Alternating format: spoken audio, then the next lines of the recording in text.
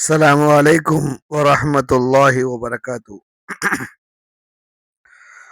الحمد لله والصلاة والسلام على رسول الله أما بعد. அன்பிற்கினிய சகோதர சகோதரிகளே, உலகில் மனிதர்களாக வாழ்ந்து கொண்டிருக்கின்ற நாம் செய்யக்கூடிய செயல்களை மிக கவனமாக செய்வதற்கு கடமைப்பட்டிருக்கிறோம்.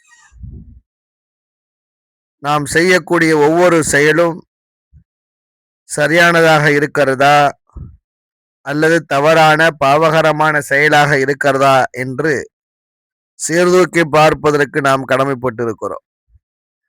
ஏனென்றால் அல்லாஹ் ரப்புல் ஆலமீன் அல் குர்ஆனிலே சிலர்கள் இந்த உலகில் செய்து வந்த செயல்களை குறித்து விமர்சனம் செய்கிறார்.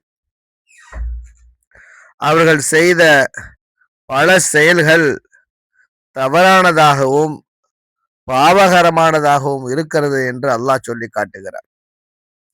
ஆனால் அவர்களோ அதை நல்ல செயலாகத்தான் எண்ணி செய்தார்கள் என்று விமர்சிப்பதோடு அவர்களின் நிலையை அல்லாஹு தஆலா நிராகரிப்போர்களின் செயல்களோடு இணைத்து பேசுகிறார். அருமை சகோதர சகோதரிகளை, நாம் செய்யக்கூடிய அமல்கள் செயல்கள் இது சரியானதா தவறானதா என்பதை சீர்தூக்கி பார்த்து செய்ய வேண்டும்.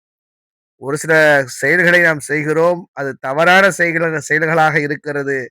ஆனால் நாம் அதை நல்லதாக எண்ணி செயல்பட்டு கொண்டிருக்கிறோம். இதைத்தான் அல்லாஹ் சொல்லி காட்டுகிறான். குல் ஹல் உனப்பிஉக்கும் பில் அக்ஸரீன அமாலா. நாம் செயல்களில் மிகப்பெரும் நஷ்டவாளிகள் யார் என்பதை நான் உங்களுக்கு அறிவிக்கட்டுமா என்று நபியே நீர் கேட்பீராக.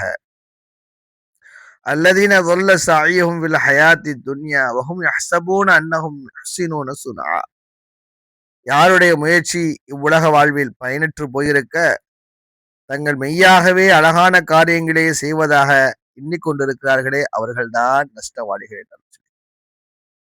ஆக அருமை தோழர்கள், நண்பர்களே, நாம் மிக கவனத்தோடு நம்முடைய செயல்களை அமைத்துக் கொள்ள வேண்டும்.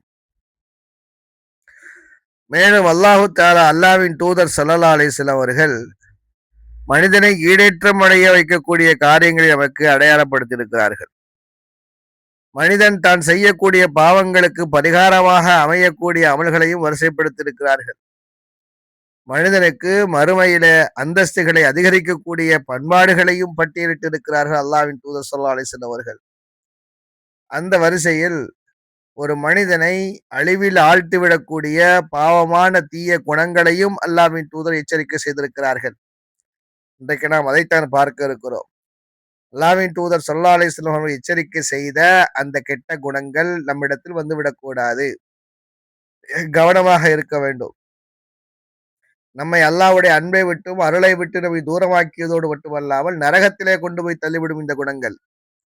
அல்லாஹ்வின் தூதர் ஸல்லல்லாஹு அலைஹி வஸல்லம் அவர்கள் சொன்ன ஹதீஸ் தபரானியிலே பதிவு செய்யப்பட்டிருக்கிறது, நீண்ட ஹதீஸ். அல்லாஹ்வின் தூதர் சொன்னார்கள், அம்மல் முஹ்லிகாத், ஒரு மனிதனை அழிவில் ஆழ்த்திவிடக்கூடிய குணம் ஃபஷுஹுன் முத்தா, வழிபடக்கூடிய கருமித்தனம்,